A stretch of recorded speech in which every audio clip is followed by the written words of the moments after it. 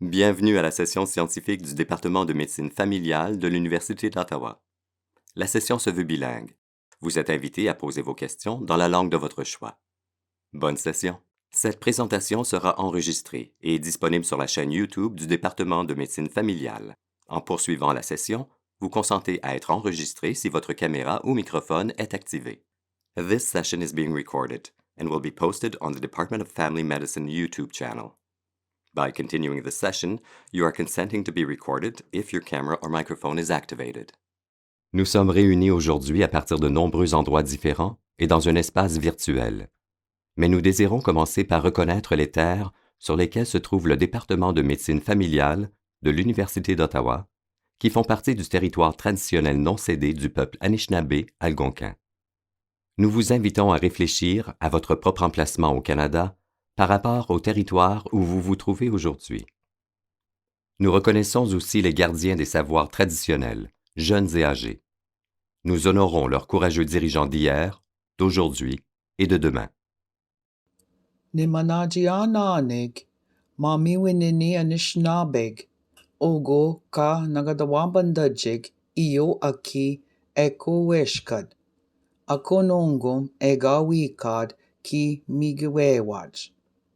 Nimanajiananig kakina anishnabeg undaje kaye ogog kakina eniagizijig, enikukamigak kanadang eje udapinagig endawajin udawang. We are gathered today from many different locations and in a virtual space, but we wish to begin by recognizing the land on which the Department of Family Medicine at the University of Ottawa is located, which is part of the traditional unceded territory of the Anishinaabe Algonquin people. We invite you to think about your own location in Canada in relation to the territory where you find yourself today. We also acknowledge the traditional knowledge keepers, both young and old, and we honor their courageous leaders, past, present, and future. Well, good morning, everybody. Bonjour, bienvenue, hello, welcome. It's my pleasure. I'm Doug Archibald. It's my pleasure to welcome you today to the Novembre edition of Family Medicine Grand Rounds. I'm the Director of Research for the Department of Family Medicine, and today we have two presenters, two clinician investigators. The first is Dr. Maskerine, and the second is Dr. Lise Boursier. So I'll introduce Dr. Maskerine first, and then she'll present, and around 8:30 we'll move to Dr. Boursier. So Courtney Maskerine is a research fellow at the Ottawa Hospital Research Institute and a primary care physician at the Bruyère Family Medicine Center. Her research interests are centered on physician wellness. She works primarily with the Health MD program. Health, that stands for Health Evaluation and Liveliness of Physicians through Meaningful Data. So using big data to better understand trends in mental and physical well-being of physicians. So really looking forward to this, Courtney. Welcome, and I'll hand things over to you. So thanks for having me. I'm going to talk today about the influence of medical education site on pursuit of family medicine residency training across Canada. I've listed our team members here, Daniel and Claire, you know well, and Peter, and we have a great team. And I also want to acknowledge and thank the DFM and OHRI, who are jointly supporting my research fellowship. So I'm sure no one on this call needs an introduction about the primary care crisis in Canada, but a little bit of background. More than 1 in 5 Canadians, or an estimated 6.5 million people, don't have a family physician or nurse practitioner. And the predictions are grim in terms of this situation worsening over the next 5 years. And meanwhile, there's a decline in medical students who are selecting to be in family medicine residency programs, In 2022, I believe, was 31% are selecting family medicine, and that's down from 38% in 2015. So there's a number of studies that exist using survey data that are looking at individual predictors of medical students entering into a family medicine residency. And some of those are things that we would think of like mentorship in family medicine or exposures, perceptions of family medicine or the future of family medicine, et cetera. But this study aims to use a different lens to understand at the level of the Canadian medical schools who are producing graduates who are going into family medicine residencies in Canada.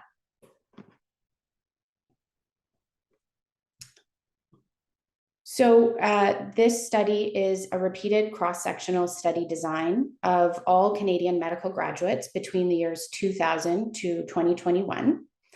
We're interested in, the exposure of interest is which faculty of medicine awarded the undergraduate medical degree and or which province or region in which the MD degree was obtained. So rather than looking at the residency spot and who's attracted people into family medicine residencies, we're looking at their undergraduate experience in medicine and whether they've ended up in family medicine residencies. We also have data on age and sex, and we're looking at a primary outcome of pursuit of family medicine postgraduate training. So for what I'm going to present today, the methods are fairly straightforward, mainly descriptive statistics and looking at proportions, change over time, relative differences, and ultimately we will do a logistic regression analysis as well. So just a bit about the data. So we've partnered with CAPER on this project, which is the Canadian Post-MD Education Registry. And CAPER collects data on an annual basis from all 17 Canadian faculties of medicine. They're the central repository for all statistical information on postgraduate medical education in Canada. And they track individual data for both postgraduate medical residents and fellows that are both IMGs and CMGs. And just a quick note here that we do have data on IMGs as well. This presentation is just going to focus on Canadian medical graduates.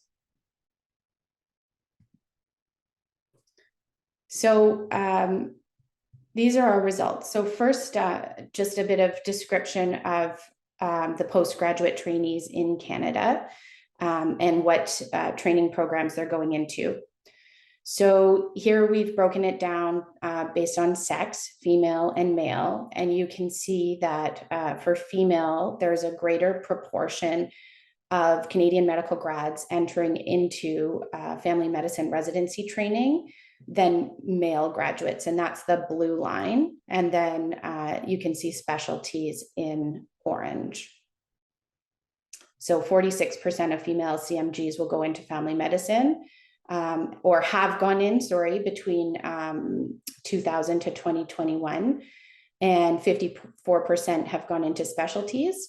And for males, it's 35% of CMGs have gone into family medicine and 65% have gone into specialties.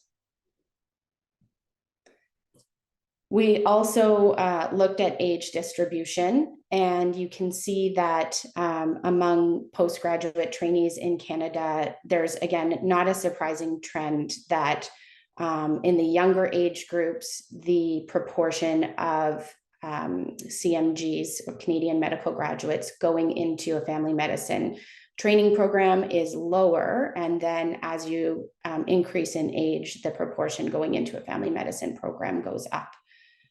And the reverse is true for other specialties.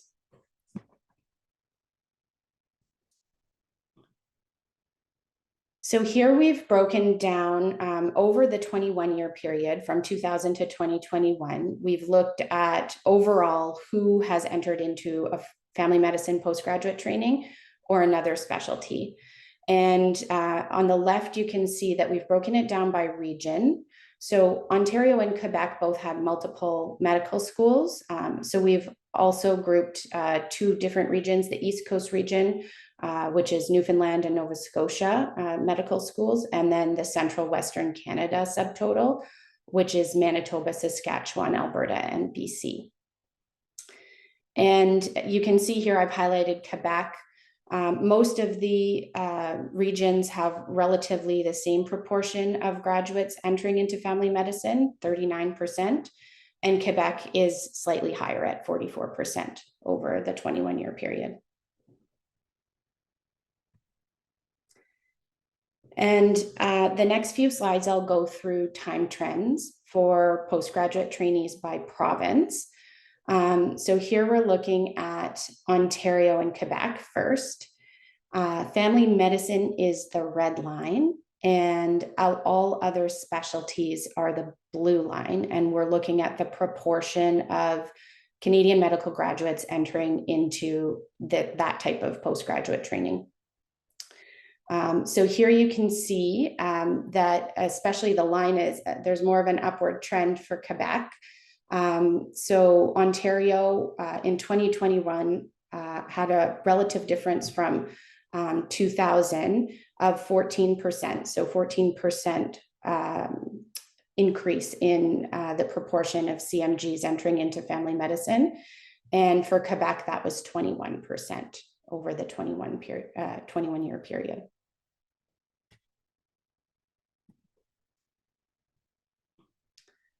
And here we have the central/west region. And you can see that Manitoba and BC have an upward trend. So Manitoba is up 21% and BC is up 15% in 2021 relative to 2000 for the proportion of grads entering into family medicine. Whereas Saskatchewan's relatively stable and Alberta's slightly down, slightly reduced.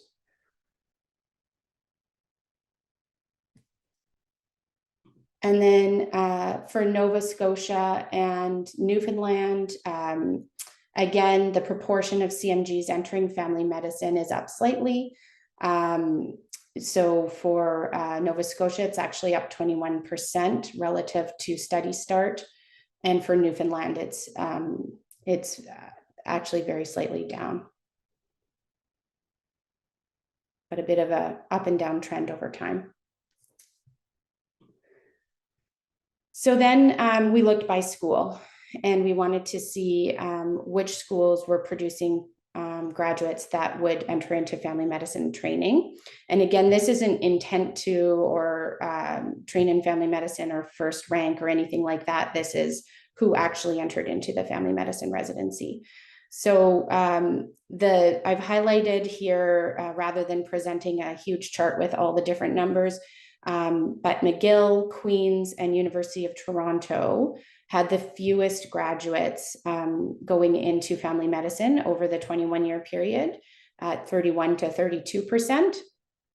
And then Université de Sherbrooke, Université de Montréal, and NOSM had the highest proportion of graduates going in to family medicine residencies, and NOSM being clearly the highest at 58%.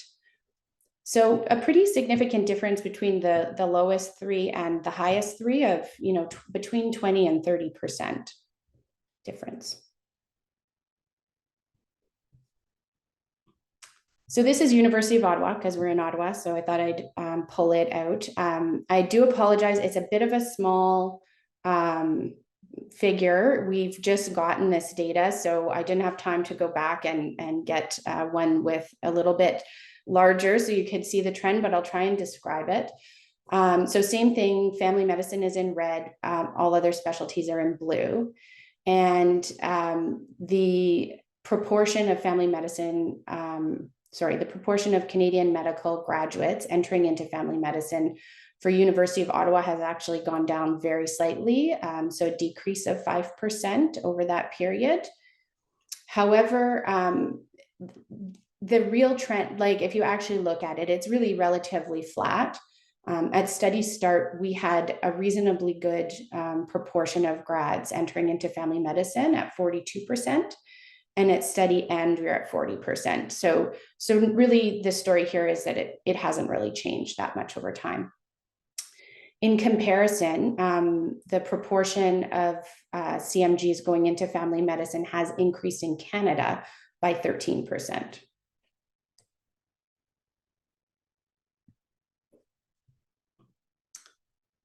So these are the 3 schools that I had pulled out that had the lowest proportion of grads going into a family medicine training program. And you can see that for all 3, it's relatively parallel lines. There's no significant upward trend, although the relative difference for Queens did increase over that period of time, which I find hard to see on this because of the small size. So again, I apologize, but a little bit of improvement. But again, Queens started very low in terms of the proportion graduating into family medicine. And here I've just pulled out the schools where we can see the greatest relative change over time. So the greatest change in the proportion of grads going into family medicine at the end of the study in 2021 relative to 2000. And Laval is 39%, Western is 29%, and Manitoba is 21% increase over that period of time. So again, this doesn't mean they're graduating the most. That was Sherbrooke, Montreal, and Nossum. But these had the most significant upward trends.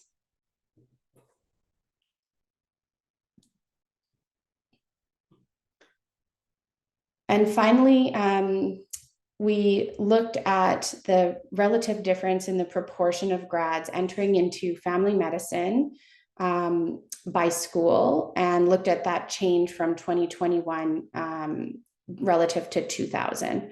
And this just presents all of the schools so that you can see some had a positive change over that time period. So all of the bars going to the right, and some had a negative change.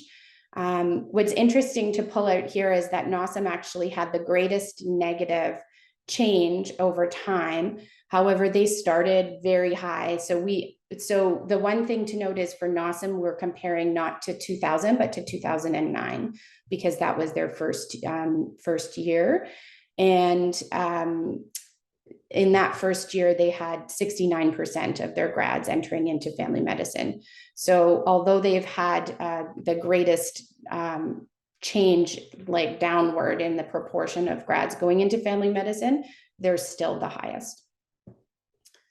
And then Laval, Queens, Western, and University of Manitoba have had the largest relative increase, followed by Dalhousie and UBC. So a lot of information on one slide. Courtney, sorry, it's Claire here. Could I Yes. just jump in on that one? Yes. So that slide, could you explain? I guess I'm really confused by this, because the other slide suggested, you said, I think Queens, McGill, and there was one other that, they basically had like the lowest proportions of residents entering medical school. So, and then this one seems to show like a positive trend. I don't really understand. Could Right. you explain the difference of what the data is showing and what does it mean? Right. So what the data is showing is that Queens, McGill, and Toronto, over the 21-year time period in its entirety, had the lowest overall number of graduates who were going into postgraduate training in family medicine. So they had the lowest absolute numbers. But what this looks at is the change over time, like the difference between where they ended up in 2021 versus where they started in 2000, and looking at the relative change. So the absolute change divided by the change divided by what they started with. So essentially what it's showing is that these are the schools that had the greatest trend towards having more going in, but they could still end up with an absolute like number that's less than some of the other schools. So the change over time was the greatest. This is showing that these schools had the greatest change over time. Yeah. Hi, Okay, Courtney. thank you. Does that Hi, make Courtney. It's Bill. These data depend very heavily on the first year, like for most of them, 2000.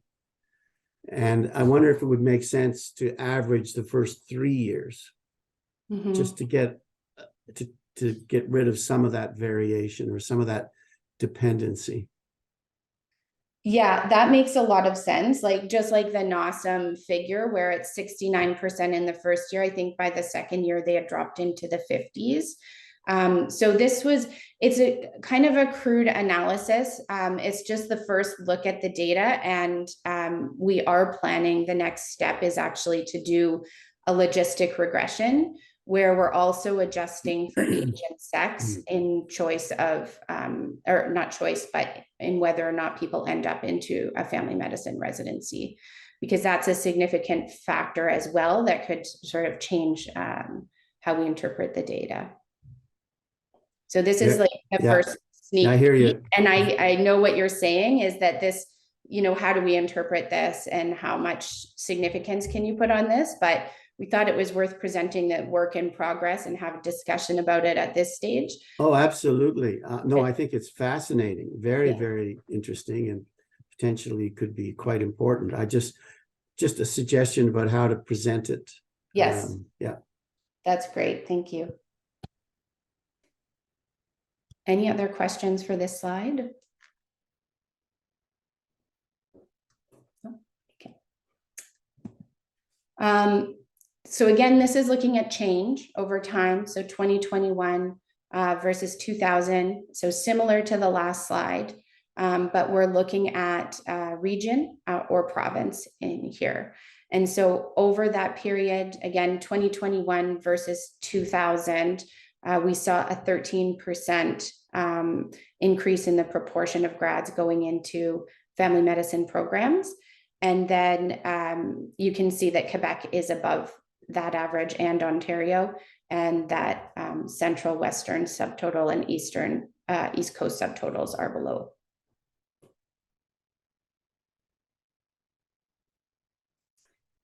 So as I was saying, this is a descriptive study that is highlighting essentially which schools in Canada are graduating Canadian medical grads that are going into family medicine postgraduate training.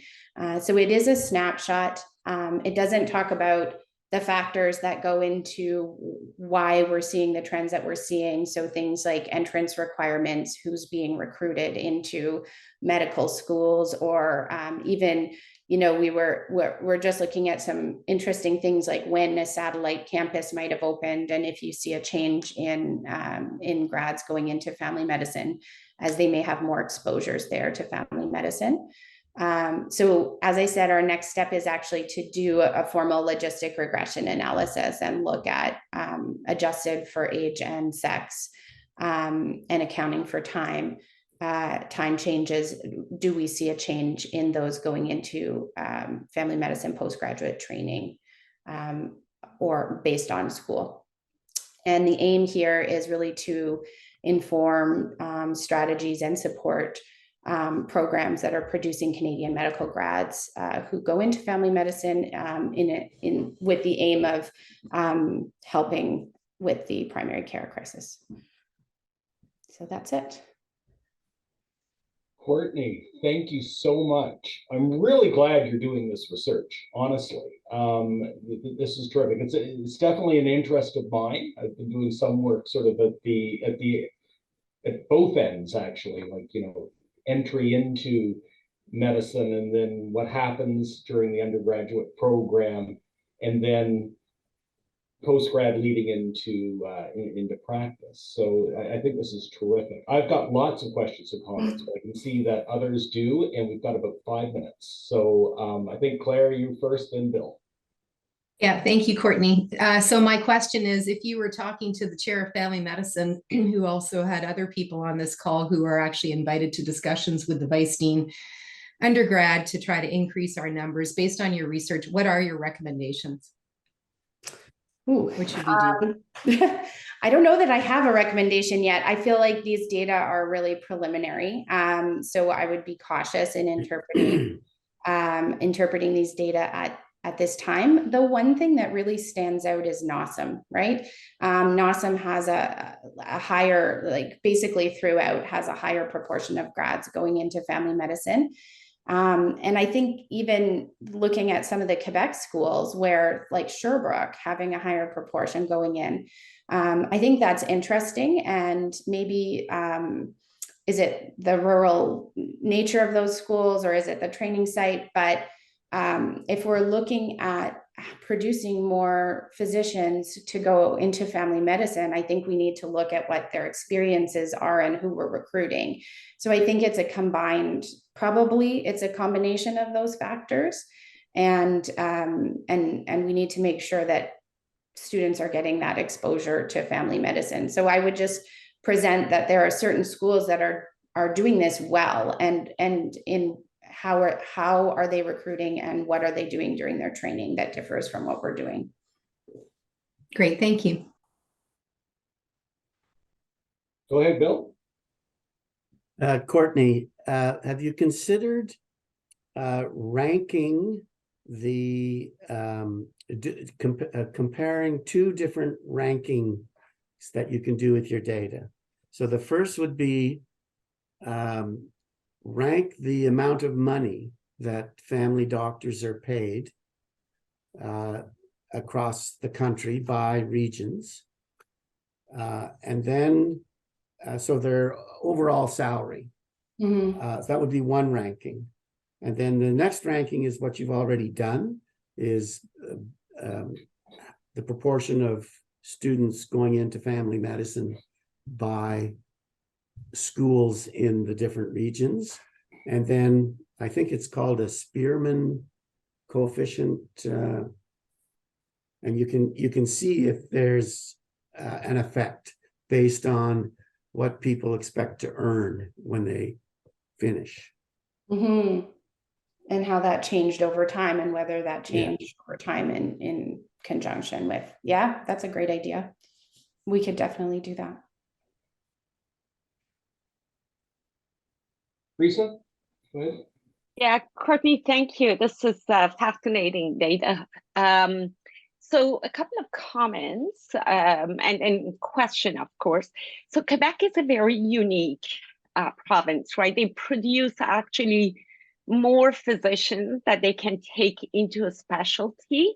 So it would be interesting to know by default how many of these graduates end up in family medicine because they didn't get into their specialty. And we know that, right? Because they send a lot of their graduates outside of the province because they don't match. So that's one thing that we have to consider. Was family medicine their first choice?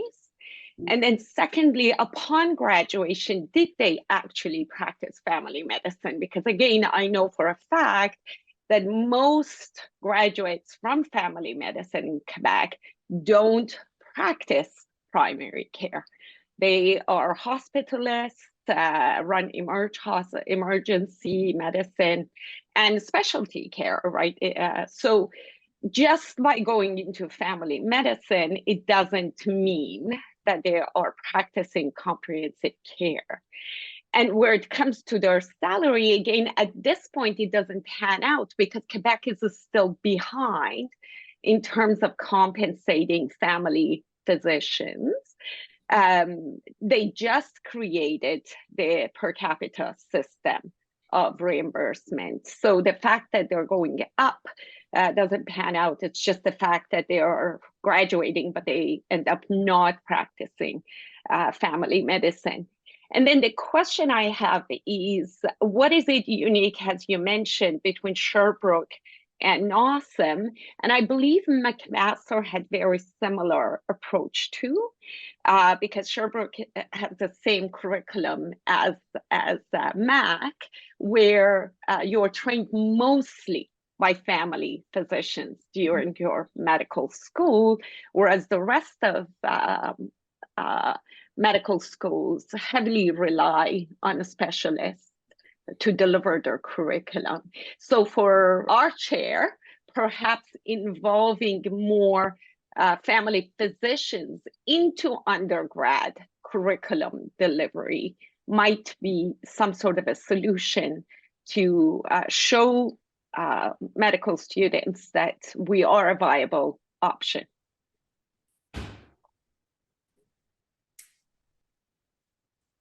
Okay, and last comment, thank you, Prisa. Last comment to Vera, and then we need to move on. Thanks, Doug. Sorry if you guys can't hear me so well. I am in the car whilst I ask this question, but I'd be really interested to know, do we know anything about when do family medicine residents make the decision, or sort of trainees rather, make the decision to go into family medicine residency? And I think that's a relevant question because it can also help target the right point at which to start introducing or selling the idea of family medicine, especially in the competitive arena against other residency programs.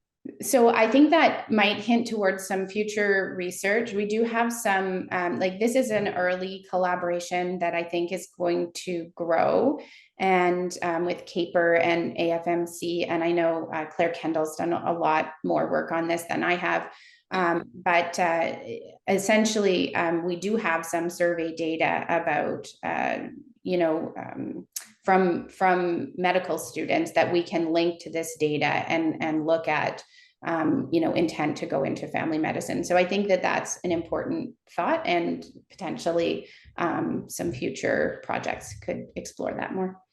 I'd like to now move to our second presenter, Dr. Lise Bergeri, practicing physician and epidemiologist. She holds an appointment as associate professor at the University of Ottawa, where she's been active as a clinician investigator since the beginning of her academic career in 2010. Since 2021, she's held the Institut de Savoir Montfort and University of Ottawa Chair in Family Medicine. In this capacity, she leads a research team that focuses on access and quality of primary care, using population health data, geospacing mapping, and artificial intelligence to evaluate and improve the care provided to patients, including medication appropriateness. And under the deprescribing org umbrella, she's led the development of antipsychotics deprescribing guidelines, and most recently spearheaded the development of the statins deprescribing guideline. She's also a community-based physician practicing comprehensive care at the Active Care Medical Group in Canada North. And she's done this since June of this year. Prior to that, she was a staff physician at the Ottawa Hospital Academic Family Health Team at the Civic. So without further ado, on to you, Lise. Thank you very much. Okay, good morning, everybody. I'll talk to you a little bit about some work that our group has done looking at distance and language and its impact on access and equity in primary care. But I mostly, I also want to share some thoughts and sort of higher level thinking that I hope can have applicability perhaps to some of you who are also engaging in evaluation work and research. So I have no conflicts of interest, but I do wish to acknowledge the three major funders of my chair in family medicine, namely the Department of Family Medicine, the Fondation Montfort, and the Institut de Savoir Montfort. And I'd be happy to take questions in French if anybody prefers to ask their questions in French. So my goals today, sort of a specific kind of content level goal, would be to tell you a little bit about our work, on distance and language, and but I have some sort of higher level goals. I hope to show a little bit how an idea can evolve into a research project, and then perhaps even into a broader theme or program of research, and share some frameworks and ways of thinking about a program of research that can help to identify gaps, and then just a few insights gathered along the way.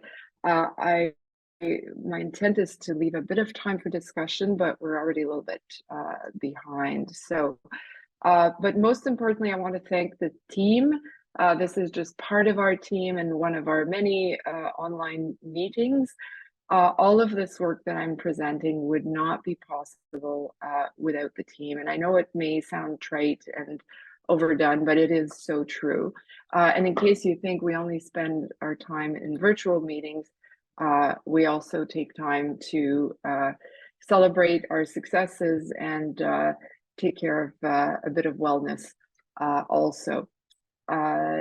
So moving into, I'll start with kind of a big picture, and there's sort of two ways of looking at research that I wanted to share with you. And one of them is looking at the intersection of themes and methods. So if I'm looking at our program of research, on the left-hand side here, whoops, sorry, I guess I shouldn't be moving my mouse. We grouped our work into themes, sort of 4 broad themes: access, language, medication, and then looking at population health, and doing so in part using AI. And then if we look at the methods that we use a broad range of methods, and we can group them into population health data analyses. So working, for example, with ICES data. We also work with publicly available data. We're doing some geospatial mapping. We're also doing some evidence synthesis, some beginnings of AI analytics, and then some mixed methods looking at quantitative and qualitative approaches and patient and provider satisfaction. And then finally, we're also producing tools for patients and providers, and those require sort of their own set of methods. And thinking about research in this way, whether you're working on one project or overseeing many projects, is helpful, both in terms of trying to match people's expertise with priorities and interests, and also in terms of identifying gaps. So each of these bullet points in the table represent a different study. So this is a project, but then you can see, well, some of the boxes are empty. So for example, we haven't done any evidence synthesis work in the area of language and health. So maybe that's something where, excuse me, we could be thinking of a project idea, perhaps for a medical student doing a summer project and looking at a scoping review, etc. So it helps to identify gaps. I don't think the goal should be for a program of research to fill all the boxes. That, I mean, it would be great.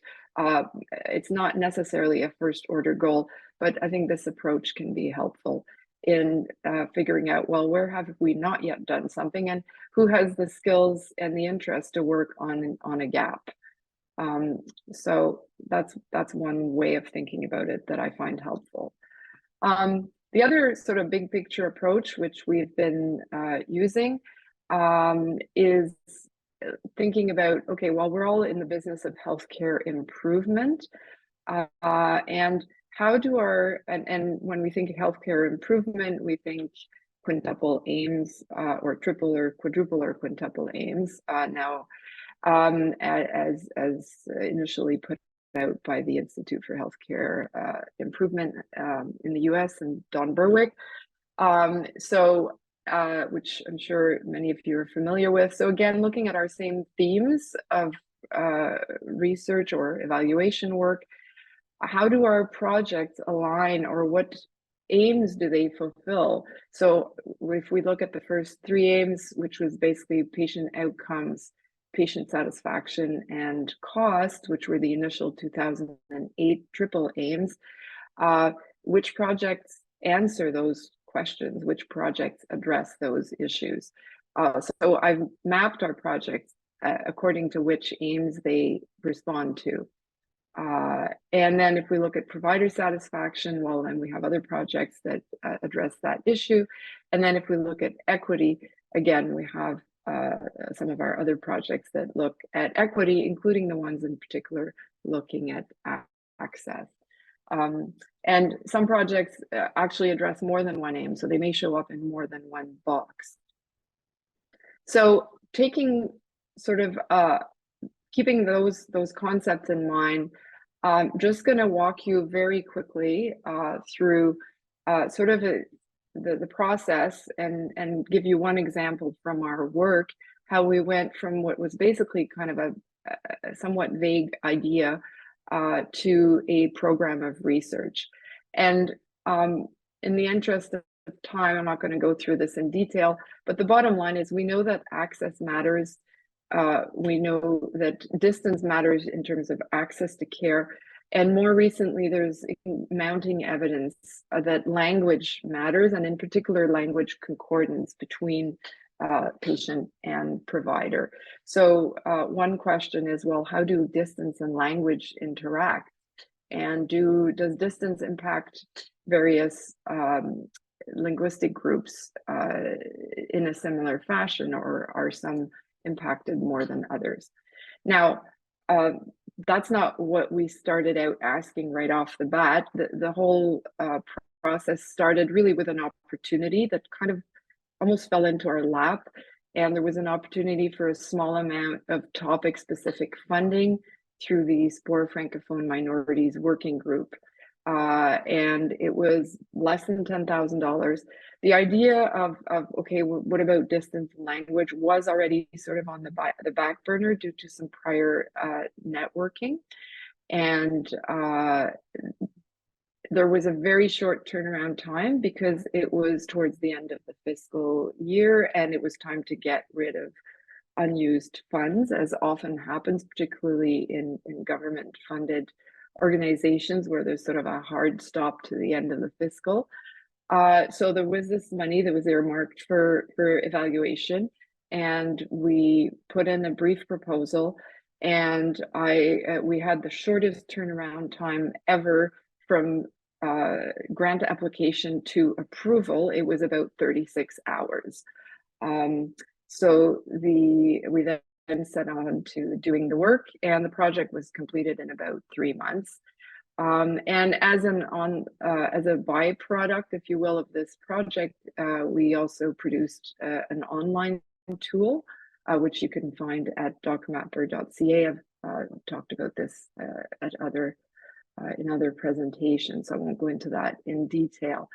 So the result of this first sort of, I'll call it initial seed funding, was this. We published in CMAJ Open. It took a short while to do the project. It took much longer to get the publication published and accepted and published.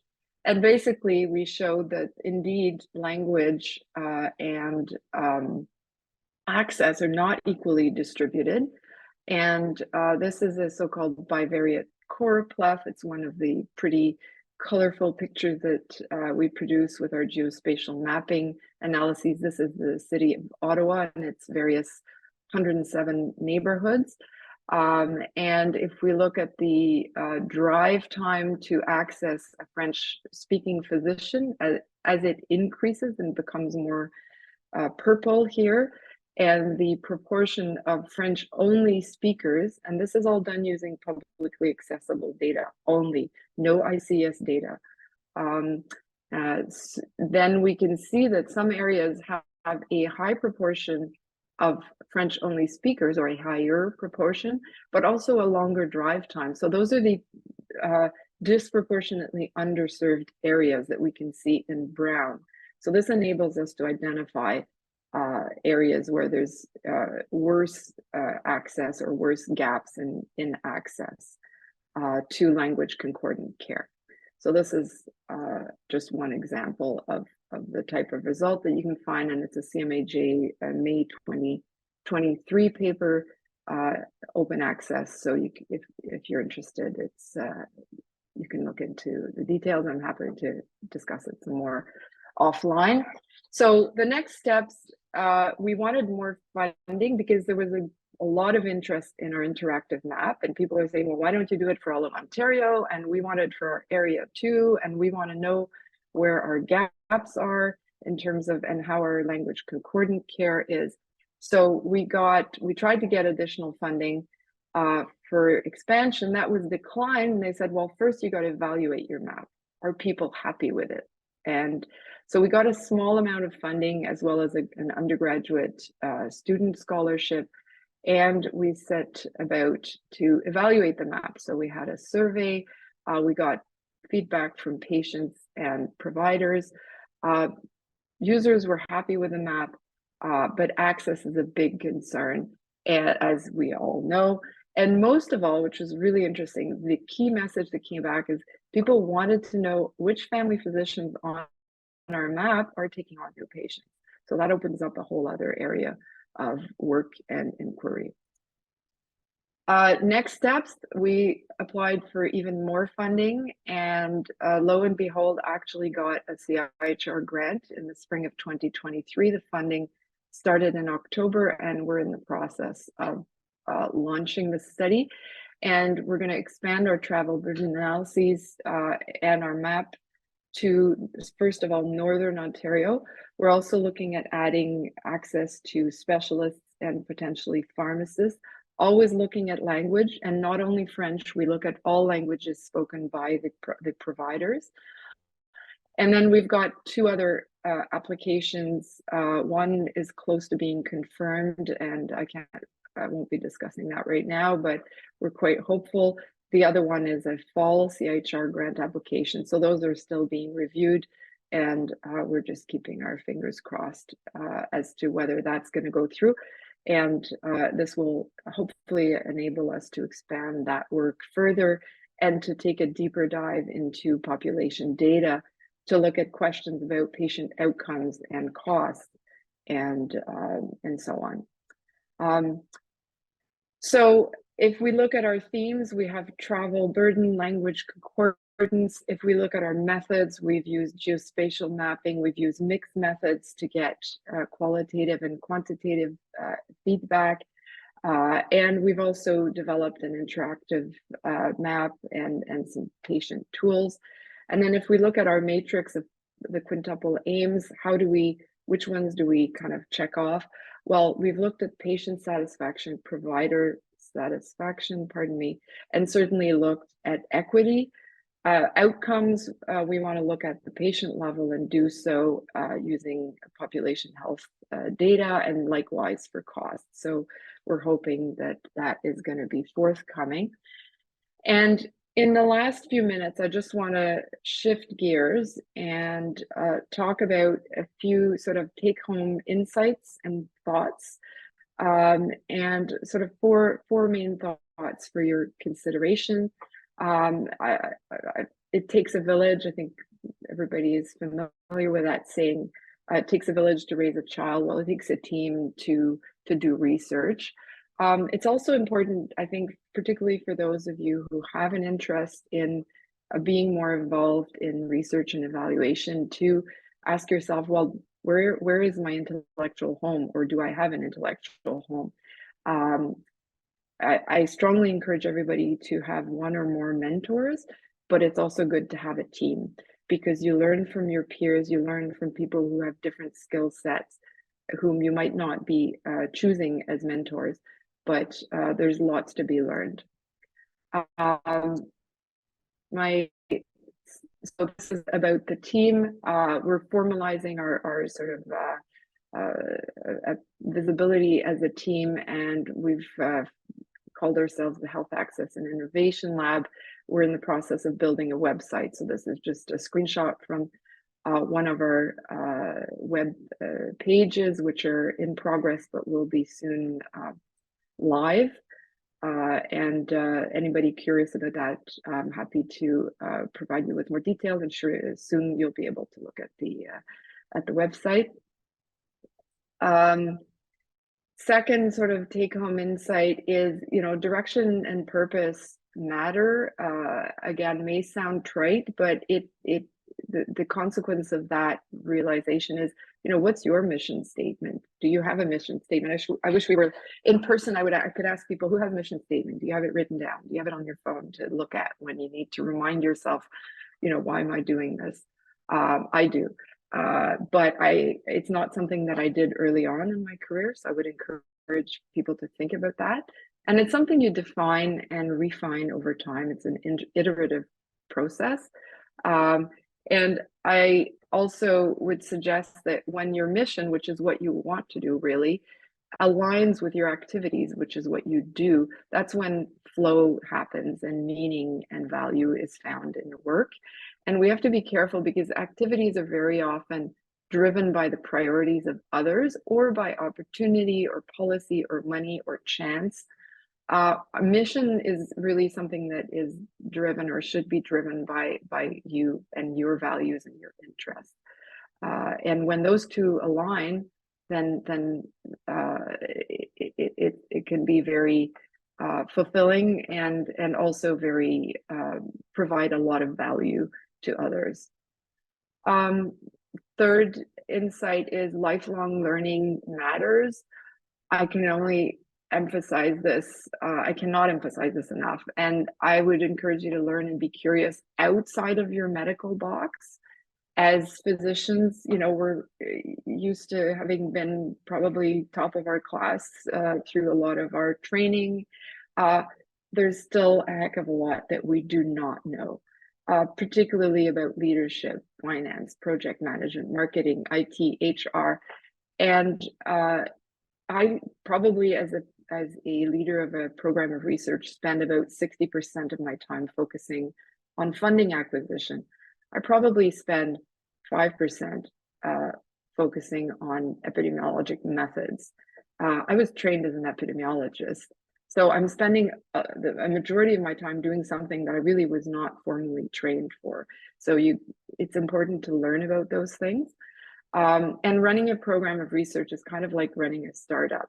And you have many hats and many roles concentrated in very few people. So you need to broaden your skill set. And lastly, your contribution matters.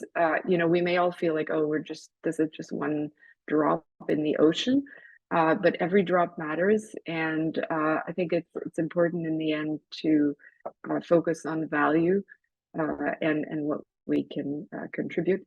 So I'll leave you with this quote from Albert Einstein, and happy to take some questions and a bit of discussion. We don't unfortunately have a lot of time. This will be the address of our website when it's up and running.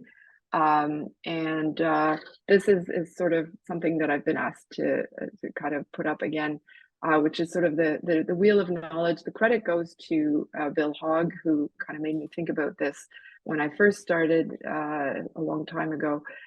And we should always have ideas. We should always be doing some funding acquisition. We should always have an active project, of course, and doing knowledge dissemination. And that is sort of what drives our enterprise forward. So thank you. Please, thank you very much for that overview, and of course, all the advice and tips as well. We've got about 5 minutes for questions. So I can see Claire Kendall has her hand up. Claire. Hi, great, thanks. You can probably stop screen sharing, Lise. Great presentation. Nice to see your data all coming together and hearing the guidance that you have for our colleagues. One thing I was going to just mention that I think some of our colleagues around the table would be interested in, which is I think a lot of the data you drew from and partnered with, right, was from the Ottawa neighborhood study. I didn't see that mentioned, but I thought our colleagues might be interested as they're thinking about equity issues in our area and the linkage to some of their primary care access. So I'll put that in the chat in case people are keen. Please, thank you, Claire. And yeah, I was going to mention it. I cut it out in the interest of time, but you're absolutely right. And I want to thank Claire for connecting me with the Ottawa Neighborhood Study. And when I said the idea for this project was on the back burner because of networking, the networking is thanks to Claire, who said to me, hey, do you know about the Ottawa Neighborhood Study? And you should talk to them. And I did. And then a couple of months later, this funding opportunity came up and I thought, wait a minute, we can do this, right? This is perfect. So, I definitely don't need credit for the connection. I just want to no, but you do, they do Claire. such amazing work. So they do really some amazing work. And one of the summer outdoor terrace lunch was to celebrate the publication of our CMAJ open paper, and two of the members there, Chris Belanger and Katie Carr, are part of the or working with or in collaboration with the Ottawa Neighborhood Study. And Chris subsequently became my postdoctoral fellow and continues to be a collaborator on all of our geospatial mapping projects. So that's been an incredibly fruitful connection. And that's also what I mean when I say you need a team and you need a network, because that's how those things happen. They can't be planned out. They just happen. So thanks again, Claire, and thank you to the Ottawa Neighborhood Study, of course. It's Bill Hogg jumping in. Is that study? Is that Betsy Christensen's work, Claire? Yes, it is. Yeah, she and Mike Sawato, but it's Betsy's work. You're exactly right. And so they're actually technically housed at the University of Ottawa, although I think have changed their structure, their kind of governance structure a bit. But yeah, so they do great work, really neat. People can check it out if they want to know like what food security is like in their neighborhood or where their hotspots are. We've had a few collaborations with them as well.